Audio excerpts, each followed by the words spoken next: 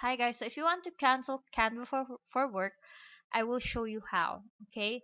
But I suggest that you cancel it 2 days before the free trial ends, okay? Don't cancel it immediately, just use it until about 28 days and then just cancel 2 days before the free trial ends, okay? So I'll show you how, alright?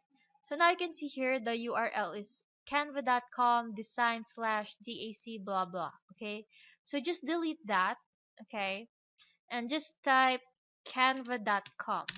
Okay, so it will redirect you to this page where you are logged in. So we need to see your profile here.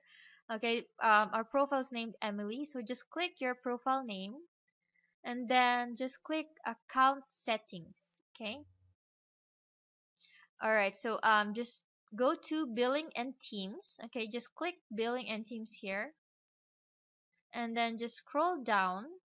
Okay, and then you can see here the plan. Okay, plan Canva for work. Okay, so you can change this or you can cancel. Okay, so right now our billing is $12.95 per month, so we can change that. So just click change if you want to get a bigger discount. Okay, if you want to pay for the yearly um yearly plan. Okay, it's 9.95 per month and it's cost $119.40 per year. Okay, if you want to get a cheaper discount, you can do that, or you can do monthly. Okay, I'm just showing you, but I'll show you how to cancel. So if you want to cancel, just click here, cancel, and then just click cancel my subscription. Okay.